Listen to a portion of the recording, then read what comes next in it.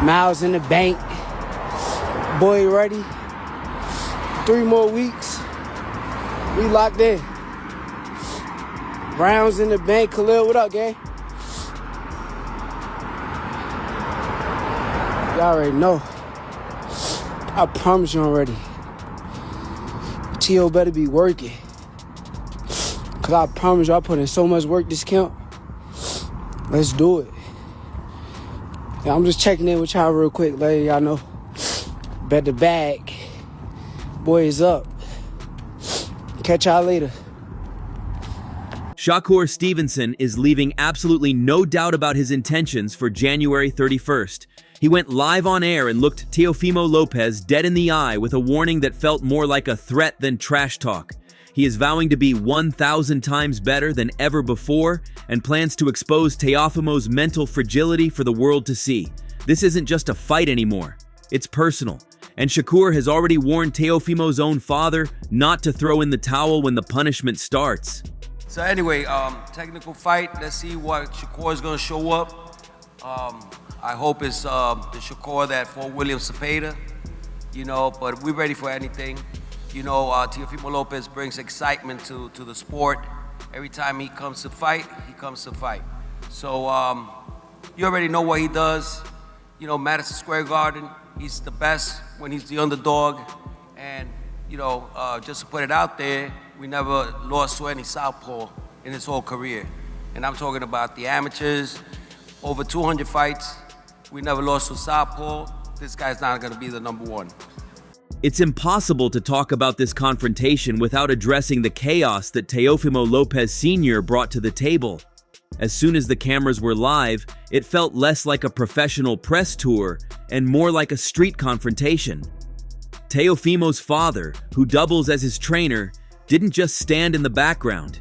He aggressively stormed toward Shakur, trying to intimidate him before a single punch was thrown. He was screaming that the fight was already a done deal, claiming his son was going to walk through Shakur, and taunting him by saying he can't fight. It was an ambush, plain and simple, designed to rattle Shakur's cage. Well, I hope he brings the best, because that's what we want. We want a great fight. We want a competitive fight. We do this for the fans, Ever since my son started this, I told him, this is entertainment. This is the entertainment business, and we're here to entertain the crowd. And I think Shakur is going to bring it, so, I'm hoping it's going to be a great fight. I want everybody to come and see it. If you can't, just watch it on TV. You've had to come up with some good game plans over the years to beat some great fighters, Lomachenko, Taylor, among them. How difficult is this man, Shakur Stevenson, to prepare for? Well, I see their weakness. That's what I do. We broke the code with Loma that nobody had ever done. We didn't let him get comfortable in there. You saw that. Within like 8 rounds, he didn't know what to do. I did the same thing with Josh Taylor, and we're gonna do the same thing with Shakur. But if they were looking for fear, they didn't find it. Shakur's reaction was ice cold. Instead of getting emotional or shouting back in anger, he looked at Teofimo Sr. with pure dismissal, calling him a clown. It was a telling moment. You could see Shakur calculating the dynamic in real time, realizing that he isn't just fighting Teofimo inside the ring, he's fighting the entire chaotic energy of the Lopez family. Shakur stood his ground, firing back a warning that silenced the room. He told the father not to throw in the towel when things get ugly. That wasn't just trash talk, it was a prediction that he plans to beat Teofimo so badly that his own corner will have to save him. What he just said. I'm not none of them fighters. I think that he did some great things against them guys. I seen a lot of weaknesses in his game too, and something that he said earlier, he said, T.O. never lost to southpaw. Well, I never lost to orthodox. So it ain't no different, but the difference is you never fought no elite fighter. Okay, I don't think y'all did either. Oh, so you gotta show it, baby. I don't think y'all did either. It's not on my son. I ain't see Lomachenko throw no punches. You've never been on a big stage like this. I didn't see Lomachenko throw punches for 6 rounds. You've never been on a big stage like this. I didn't see Lomachenko throw punches. Because we froze him. Okay, you gonna see. We're gonna freeze you too. You better not throw the towel Come on, man. You out of your mind. in. Okay. Shit. My son fought without no air. My son fought without no air against Cambosos. You can't fight for got your balls. son. You can't fight You for gonna your tell son. me, man? Come on. You can't fight for your son. I bet you gonna quit. Yeah, okay, you gonna see. All right? Let's be real for a second. Shakur has been hearing the critics. After his last fight against William Zepeda, the internet was flooded with comments saying he looked vulnerable or that he didn't have the same pop in his punches. Teofimo and his team have clearly been watching those tapes, convincing themselves that Shakur is sliding. But during this live confrontation, Shakur addressed that elephant in the room head-on. He admitted that the Zepeda fight wasn't his peak, but then he flipped the script. He warned Teofimo that studying that tape is the biggest mistake he could make. Senior say a couple of times or bring up the Zepeda fight, maybe kind of hoping that you fight that style.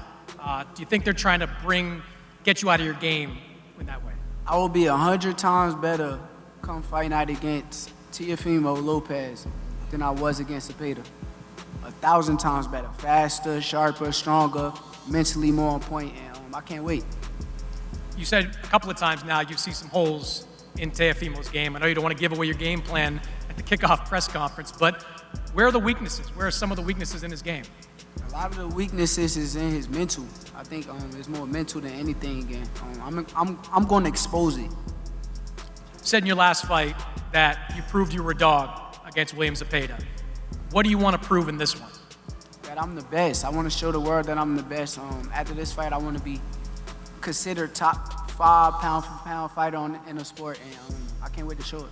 You said this week that you were in for a rude awakening when you get to 140. What do you think he's in for when he goes up against you? I think he just don't realize how good I am. I think come fight night, he's going to realize that I'm going to take it to another level that he has never seen before. So if he's expecting the Lomachenko, the Josh Taylor fight to happen, it won't be that type of fight. Shakur promised the world that on January 31st, he will be 1,000 times better than the version we saw last year. He talked about being faster, sharper, and stronger, specifically noting that he sees holes in Teofimo's game that nobody else is exploiting. This is the scary part for Team Lopez. Shakur is a defensive genius. When a technician like him tells you he sees a weakness, he usually means it. He isn't planning to just outbox Teofimo. He is planning to embarrass him by showing the difference between a high-level fighter and an elite one. He explicitly told Teofimo, "You don't realize how good I am," implying that Teofimo is walking into a trap he doesn't even see coming. But Teo, you've said in a recent interview that you feel that this is Shakur's time to lose. That you see this fight going two ways. Either you're going to make him quit or you're knocking him out. Are you standing by that? Yeah, I'm a champion. He's coming to go with my weight division. He's trying to take over my stuff. This is my bread and butter. I stand on it, and I'm not going to allow anyone, not a single soul in this room, take what I've worked so hard for. Now, Shakur, you, judging by the recent CompuBox numbers, you're number one by a mile as far as fighters not landing any power punches on you. How do you feel when you hear a guy say he might not just stop you, but he might make you quit in the fight? Make me quit is crazy. Like, I don't got no quit in me, but it's cool. He's supposed to feel that way. Like, he's supposed to say the things that he's saying. He's not saying nothing out of the ordinary or something that I didn't expect. Only thing that I kind of took away, he got on a podcast, I want to say, he said that I was slow. And that's the part where I'm like, okay, he's going to be very surprised come fight night to where it's like, you really thought I was slow? Like, is that something like you put in your brain and thought it was about to come out there and work? Then things took a weird turn. Out of nowhere, Ryan Garcia jumped into the debate, and his take on the situation added a whole new layer of credibility to Shakur's warning. Usually, fighters stay neutral or back the guy with the bigger punch, but Garcia didn't hesitate. He broke down the fight round by round, and his prediction was brutal for Teofimo fans. Garcia sees the first 3 rounds being a tactical chess match. the kind where the audience is on the edge of their seat waiting for someone to make a mistake. Stevenson beat him. You got Shakur? You don't think Teal's gonna win? Nah, bro. Nah. Damn, bro, I'm not gonna lie. I got crazy. Teo too, bro. You guys got Teo? How much you guys want to bet, bro? Yeah, I got Teal. How much you guys want to bet anytime? Bet, bro. I don't got money compared to you. Nah, I'll bet in your tax bracket, bro. 100. Let's do 100. I'll bet 100, bro. Let's bet 100. Yeah, let's do 100. Let's fucking do it. I'll bet 500 on Teo. I see a lot of Devin Haney fans in listening, but they ain't coming up to chat. That's crazy, bro. Nah, they love watching. They scared. I see they just be hating, but don't want to talk. That's crazy, bro.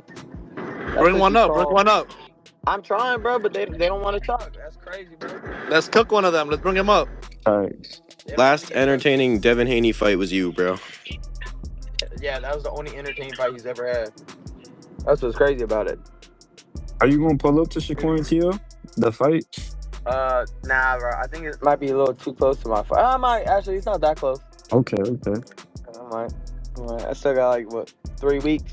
That would be 3 weeks before my fight? Yeah, you can work at Gleason's too. For sure, I could get some work there. Gleason's a good gym. For sure. But then, Garcia predicts the shift. He said rounds 4 through 6 are where Shakur is going to break away. This aligns perfectly with what we know about Shakur's style.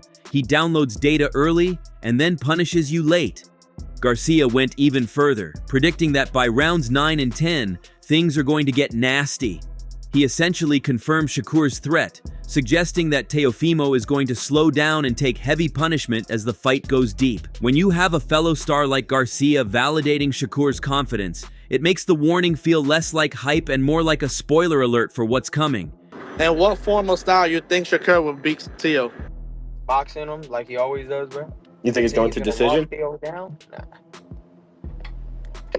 Teo's, they're going to be playing chess for a little bit, and then Shakur's going to break away by like the 4th, 5th, 6th, and then it's going to get ugly by like the 9th, 10th. I think Shakur going to start picking them apart nasty. You think I don't see that happening. I see Shakur on his pedal like all night. Nah, bro. What? Teofimo don't even put pressure like that. How can he be on a pedal bike if he don't put no pressure, real pressure like that? But Teo could crack a little bit.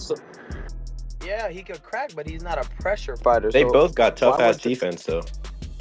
Yeah, Shakur just has to watch for a single shot here, single shot there. He's not going to worry about volume coming forward, hard-hitting guy. He's going to be watching for 1, 2 shots at a time. Teofimo just doesn't put pressure like that for Shakur to even run, you know? You know, that's just what it is. Unless he changes up his whole game plan and his whole fighting style. Which he possibly could and shock me. But at the end of the day, Shakur's going to pick him apart. I can see it, bro. One, Teo don't even do good with counter punchers. And another thing, he don't even do good with southpaws. And now you got a southpaw counter puncher? Come on, bro. This is a bad matchup for Teo.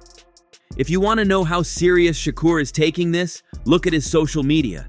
While most of the world was enjoying the holidays, eating good food, and relaxing with family, Shakur was posting from the gym. He sent out a message that was short but spoke volumes.